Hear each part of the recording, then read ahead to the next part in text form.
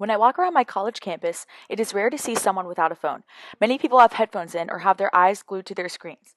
We are all guilty of this. This isn't always a bad thing. Someone might be making an important call or searching something that they need to know about.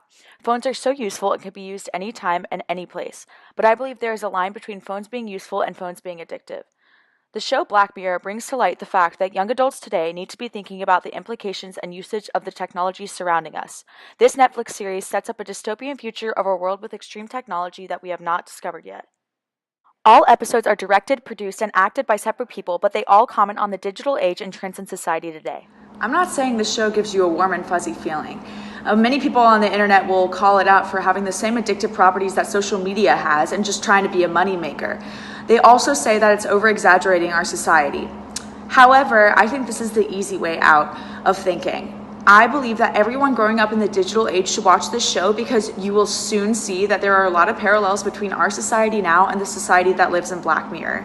It's very scary, but it's something that we really need to open our eyes up to. One of the things you will see if you watch Black Mirror in depth is the parallels between the technology that exists in Black Mirror versus the technology that exists in our society today. In the episode Nosedive, the society values rankings over anything. Everyone looks at each other and can see their overall ranking.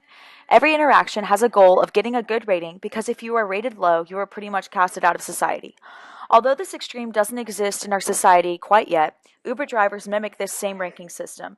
They try to have nice interactions with the people they are driving so that others can be more comfortable with them driving places. Although the intent is for money most of the time, this has already become an outlet for human trafficking and is something that can be a danger to humans. Although Uber is super useful, it mimics the Black Mirror rating system.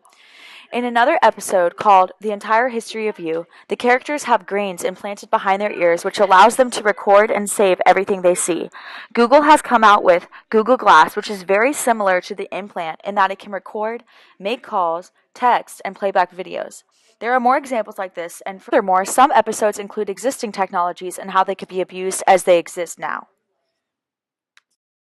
Some may say that sure, we have some of this technology in our society today, but that doesn't mean it's going to go to the extreme that Black Mirror takes it. It also doesn't mean we're going to dehumanize and become cyborgs. Unfortunately, there are already signs of this. Scientists have proven social media addictions. Medical professor Robert Lustig says that technology is not a drug, but it might as well be. It works the same way, it has the same results. Technology and social media can cause stress for people, which is one of the things that can lead to addiction.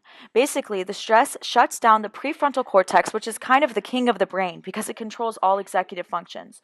One of the things it controls is the amount of dopamine our brain can have, which controls how much pleasure we have. When the brain gets used to a high level of dopamine caused by social media and useful technology, it has the same effect of drugs, where we become addicted and prone to the high. This is called the dopamine loop, and is the thing causing us to be addicted to Instagram, Twitter, Facebook, etc.